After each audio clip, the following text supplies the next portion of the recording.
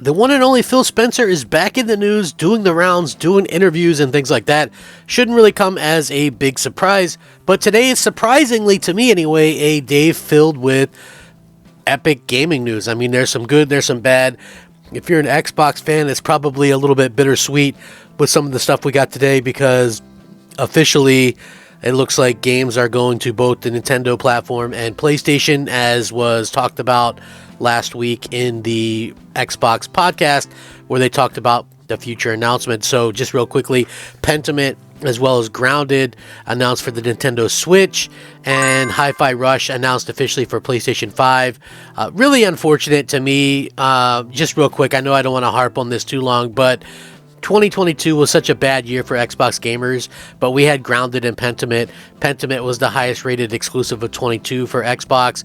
Hi-Fi Rush was the highest rated exclusive for 2023. So our highest rated exclusives are both going elsewhere. You know, it's just kind of crazy to me, but I'm sure a lot of you are probably tired of hearing about that. We do have some good news in regards to things that can actually help Xbox out, at least in the long run. We'll see if this is something that is really, really, kind of laying the groundwork and the foundation and things like that for the future.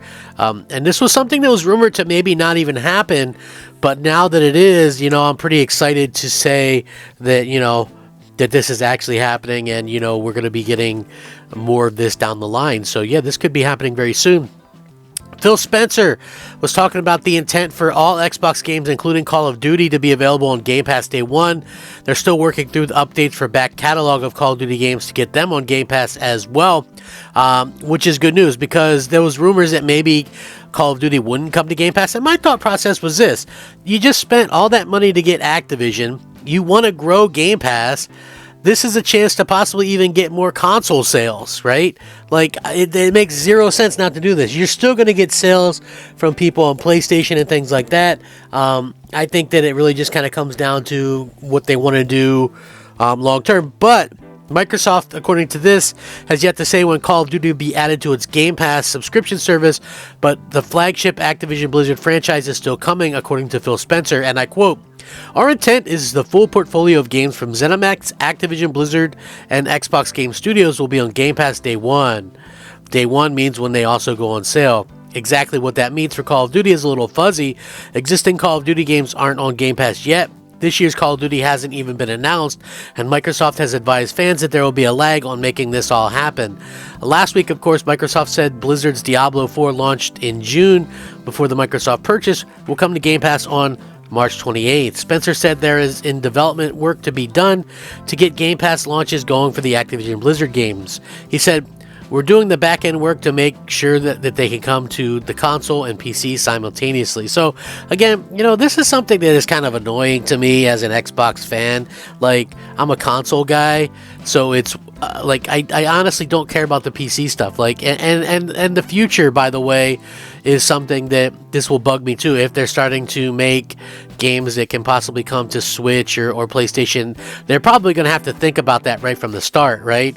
Like, oh, okay, well, if this game's coming to the Switch, then, blah, blah, blah. Or maybe they're going to simultaneously develop it, which would take longer time. So basically what they're saying is, it's the reason why us Xbox fans haven't got these games in there is because they, it's a situation where they have to get them ready for PC and,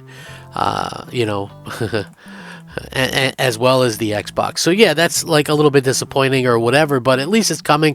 I feel like if Game Pass is going to actually get a bump, it would be from Call of Duty. If Xbox would actually get a bump, it would be from Call of Duty, because, people can, just play Call of Duty on Xbox or what have you, and I think that would be a pretty big win for them, to say the least. And at the end of the day, I feel like Microsoft is kind of pushing for that. We knew that it was going to come. We just had to wait and see, when exactly that would be. So it looks like that stuff is still on tap for this year. And, again, I'm sort of torn on how I feel about Game Pass lately. Like, I think it's a really good deal, but I'm also the type of person who buys games, like even stuff that just sort of semi-interests me, I'll buy it, And I guess other people aren't like that. And I can understand not wanting to, a lot of people, like, I'm not rich or anything, but I just, that's my only hobby is gaming. So, I have no interest, no problem buying games. And even if they're in the backlog for a while, that's not a big deal to me. So, it's just one of those weird type situations where we start to see, I guess things kind of change or whatever, but this could actually benefit Xbox. We could see a bump in Xbox sales. We could see an uptick in Game Pass subscriptions. We could see an uptick in the actual numbers of people playing. My excitement was always for this, that we would possibly be seeing a situation where, the older games could potentially see a boost in active players, and I like the older games and stuff like that. So, hopefully that's what we would be able to see as well. Like something like that coming out the way that it has. So, I think that it's a very interesting time for Microsoft that this is happening, and again. Microsoft is really kind of going out of their way to, I think, give people content, but maybe it's not exactly the stuff that they want. I don't know.